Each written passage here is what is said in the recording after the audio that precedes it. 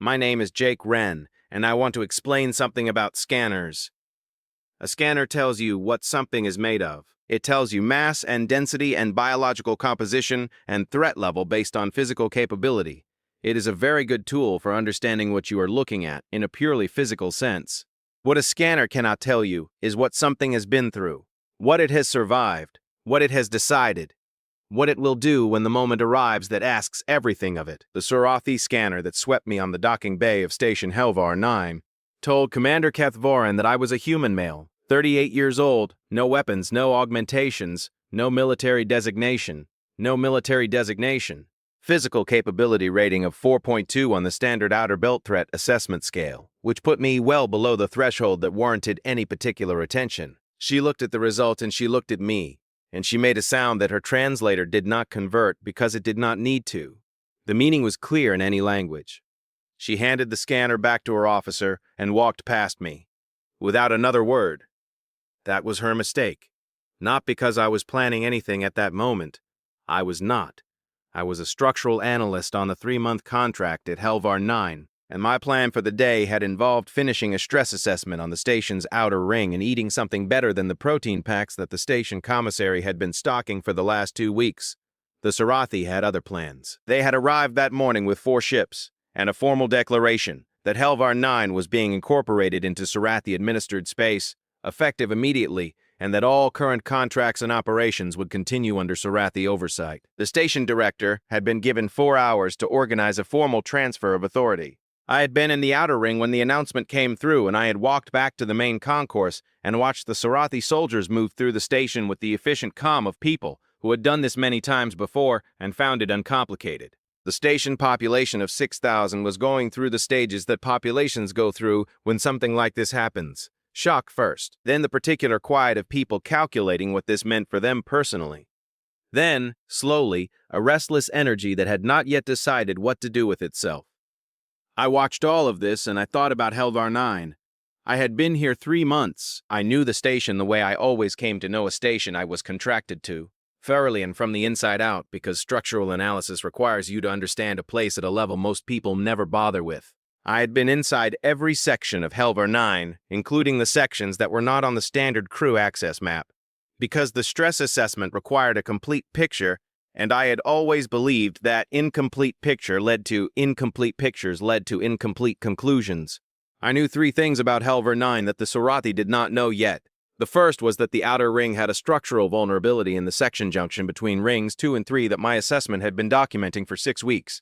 A slow progressive stress fracture that was not dangerous under current conditions, but would become dangerous under the increased power load that Surathi administrative systems typically placed on incorporated stations. The second was that the station's emergency communication array was housed in a maintenance section on level 7 that was not marked on any of the public station maps. On level 7 that was not marked on any of the public station maps because it had been installed during a retrofit 8 years ago and the documentation had never been updated to reflect it. The third was that Helvar 9's original construction included a network of maintenance corridors that connected every section of the station on a level below the standard crew deck, running through the structural frame itself, wide enough for one person moving carefully, and accessible through panels that looked identical to the standard hull plating. Unless you knew exactly where to press. I knew exactly where to press. I spent the first 2 hours after the Surathi arrival doing nothing visible. I completed the section of my stress assessment that I had been working on because the work was real and the results mattered regardless of who was administering the station, and because doing nothing at all would have drawn attention that I did not want. During those 2 hours, I also listened, because I always listened, and what I heard told me 3 things about the Surathi operation. The first was that their communications officer was running all external station contact through a relay that was being monitored at the ship level, which meant any standard communication off the station was being reviewed before it went out. The second was that the station director, Vaughn, a Harathi woman named Sal, who had run Helvar 9 for 9 years, had been moved to a secondary office and was being kept informed of developments but not consulted on decisions, which was the Surathi method of managing local authority during incorporation. The third was that the Surathi command structure had 4 senior officers aboard the station, and Commander Kethvoran was the most senior, which meant she was the decision point for everything that happened here. By the end of the second hour, I had a clear picture of the situation, and the picture told me that what happened in the next few hours would determine what Helvar 9 looked like for the next several years, and that the window for influencing that outcome was narrow and closing. I put my assessment equipment away, and I found Director Sale. She was in the secondary office they had moved her to, a small room off the main administrative corridor, and she looked up when I came in with the expression of someone who had been sitting with a very difficult problem for 2 hours and was not making progress on it. I closed the door and sat down. "You are the structural analyst," she said. "Ren." And, "Yes," I said. "I need to tell you some things, and then I need to ask you some things, and then I need to ask you some things, and then I need you to make a decision. We do not have a lot of time." She looked at me steadily. "Talk," she said. I told her about the structural vulnerability first, because it was the most immediately important thing, and because it gave her something concrete to work with. The increased power load from Sarathi administrative systems would accelerate the stress fracture in the Ring 2 to 3 junction, not immediately. Within 60 to 90 days, the resulting failure would be significant and would affect approximately 800 people who lived and worked in that section. She listened to all of this without expression. "You have been documenting this for 6 weeks?" she said. "Yes," I said. "It is in my assessment reports, which the Sarathi now have access to," she said. "Which the Sarathi now have access to," I agreed, "which means they will find it eventually. My question is whether you want them to find it in a report or in a conversation." She understood what I was saying. "A conversation gives us leverage," she said. "A conversation, where you are the one who brings it to them proactively, in the interest of the station population, gives you something more than leverage." I said, "It gives you a reason to be in the room." She looked at me for a moment. "The communication array on level 7, I said. "The one in the unmarked maintenance section." Her expression shifted very slightly.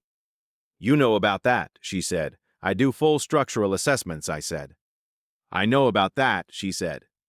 "I know about everything." "It is not being monitored," she said. "The Sarathi do not know it exists." "No." I said, "You are suggesting I use it," she said. "I am suggesting that if there are people outside this station who should know what is happening here," I said carefully, "then now is the time to tell them before the Sarathi finish their communications audit and find the array themselves." She held my gaze for a long moment. "Who taught you to think like this?" she said. 11 years of structural analysis," I said. "You spend enough time inside the bones of things, you start to understand how they hold together and what happens when the wrong pressure is applied to the wrong place." She nodded once, slowly. "What do you need from me?" she said. "Access to the level 7 section," I said. "And 10 minutes." She gave me both. The maintenance corridor network was exactly as I remembered it from the assessment, narrow and dim, and running through the structural frame like the circulatory system of the station itself. I moved through it quickly and quietly and reached the level 7 communications section in 8 minutes, which left me 2 minutes to do what I needed to do. The array was old but functional, and the access panel yielded to the same technique every access panel on this station yielded to, because they had all been installed during the same retrofit by the same team following the same specifications. I sent 2 signals. The first was to the Outer Belt Patrol Authority on the emergency frequency, with the station identification, current situation, and the specific information about the structural vulnerability in the timeline, framed as a safety concern requiring urgent technical review, which was accurate now. So the kind of language that moved through administrative channels faster than a political situation. The second was to the Kelvari Research Authority station at Delphi Point, where I knew from 3 months on Helvar 9 that Director Sale had contacts, and where the situation at Helvar 9 would be relevant to people who had been tracking Sarathi expansion patterns in the outer belt for the purpose of exactly this kind of documentation. I closed the array and went back through the maintenance corridors, and was in the main concourse with my assessment equipment in my hands.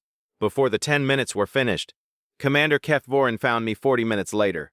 She walked across the concourse with 2 soldiers behind her, and stopped in front of me and looked at me with dark eyes that were doing considerably more work than they had been doing this morning, when the scanner told her I was not worth worrying about. "You were in the level 7 maintenance section," she said. "I was completing sections of my structural assessment," I said. "My contract requires a full station survey. Level 7 is part of the station." "A communication array," she said, "is in my assessment report," I said. "Filed 6 weeks ago. It was there before I arrived, and it will be there after I leave. I documented it because it is part of the station structure." She looked at me for a long moment. You sent signals, she said. My assessment reports are submitted to the contracting authority at regular intervals. I said, that is standard protocol for long-term structural contracts. She held my gaze with the steady focus of someone who knew what had happened and could not prove it in the way that mattered. You are a structural analyst, she said. Yes, I said. Not a political operative, she said. No, I said. Not a military asset, she said. No, I said.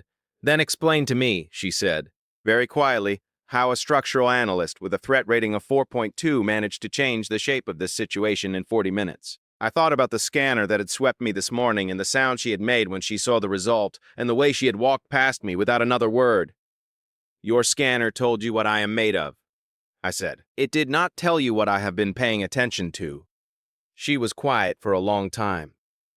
The Outer Belt Patrol vessel arrived 6 hours later, responding to the safety concern flagged in my signal. It drew, responding to the safety concern flagged in my signal, and the conversation that followed involved Director Sale and Commander Voron and 2 Patrol Authority representatives, and the structural vulnerability report that I had been filing for 6 weeks, and which now formed the technical foundation of a discussion about administrative responsibility for station safety under incorporation. It was a long conversation. I was not part of it. I sat in the outer ring and finished my stress assessment because it still needed finishing and the work was still real, regardless of who was in the room down the corridor, deciding what happened next. When Director Sale found me 3 hours later, her expression told me the conversation had gone somewhere useful before she said a word. The incorporation is being reviewed, she said, pending resolution of the structural safety concern and a formal assessment of Sarathi administrative capacity to manage the repair timeline. That will take time, I said. Considerable time, she said. Months, possibly. Months is better than days, I said. She looked at me steadily. The signals you sent, she said. My assessment reports, I said. Yes, she said, in the tone of someone who was choosing to accept an explanation they did not entirely believe because the explanation was the right shape for the situation. Your assessment reports. Shi Pao said. They were very thorough. I always file thorough reports, I said. She almost smiled. Your contract, she said, has been extended. If you want it, I looked out at the outer ring at the section junction between rings 2 and 3 where the stress fracture was progressing slowly and quietly and waiting for someone to address it properly. I want it, I said. The repair work on that junction needs overseeing. It should be done correctly. It will be, she said. She walked back toward the administrative section, and I turned back to the assessment and thought about scanners and what they measured and what they missed and the particular gap between those 2 things that humans had been living in for as long as anyone could remember. The scanner had said 4.2. The scanner had been looking at the wrong thing entirely. It always was.